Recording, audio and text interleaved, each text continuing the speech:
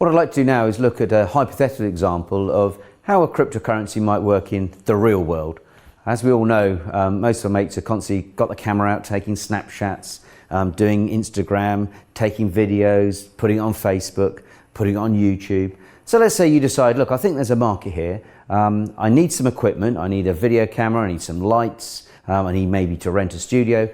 And off the back of that, I can actually start creating some really cool sort of videos and images, which then I can probably sell. So you actually launch the video coin, and people buy the video coin because that enables you then to buy the equipment and buy the facilities for you to get your business going. But what they get from that is that instead of you charging them, let's say £100 for a video, you would actually do that for them for, say, £90 worth of the tokens they've already bought. So you give your £90 for the token to the video company, they shoot the video, they take the pictures, and part of the money that they raise, they've also got a really interesting way to digitally market through Facebook, through social media, your video, so that it becomes hopefully viral. And then if you've done it for a company, for example, it effectively acts as a great way to market the business.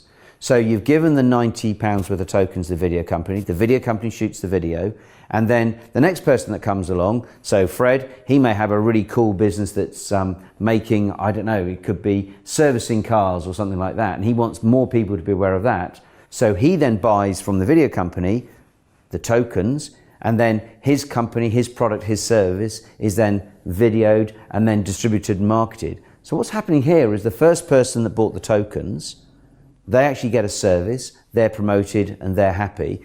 The video company then sells the video coin to the next person. So they're becoming a little bit like a central bank. They're buying the currency back and giving you a service. In this case, it's images, photos, or video. And then they're then selling the token on to the next person, where they're doing, again, the same. They're actually producing some sort of media, which through their very clever sort of technical system, they're getting exposure and they're getting followers and they're getting a higher profile for the very businesses that are involved.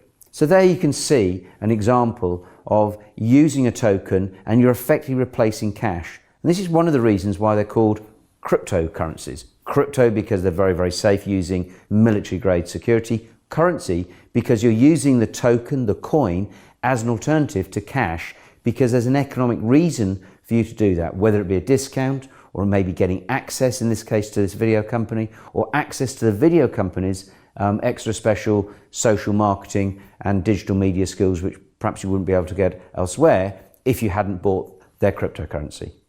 Some of you may be thinking, but what happens if the video coin becomes really, really successful? What's to stop the video company from just issuing lots and lots more coins? Well, at the very beginning, the video company will have to put out some sort of documentation to say, this is what we want your money for, these are the risks, these are some of the safeguards. And many, many cryptocurrencies, they limit, they put a box, they say, we will not issue any more than X thousand coins. So therefore you know that even if that video company, in this particular example, wants to actually issue more coins, they're legally not allowed to.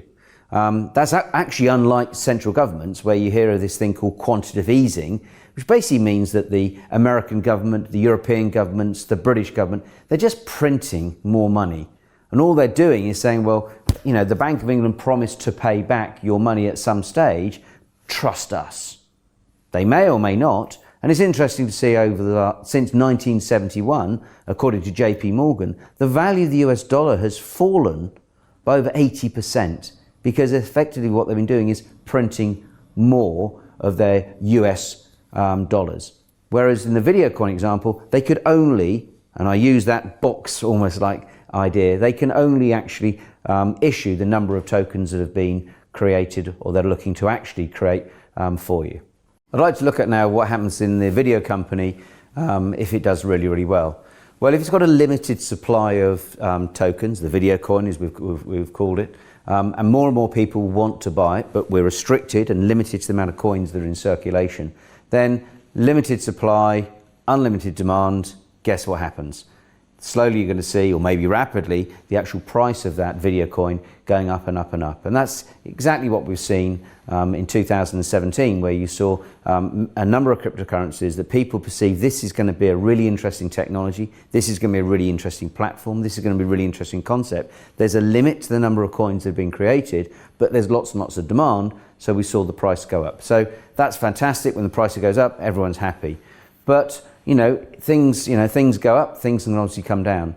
So if we go back to the video coin, if we find that the people behind the camera, behind the lights, are you that actually have created this business, you're perhaps, you're carrying out some sort of fraudulent activity or nefarious sort of character, i.e., the fundamental business is bad, then clearly there's going to be less and less demand, and you're going to see the value of your token go down and down, because essentially you could find the video company in this particular example has actually gone bust.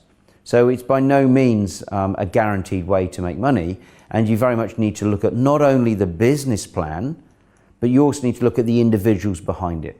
Because is it a proper company? Has it got proper directors?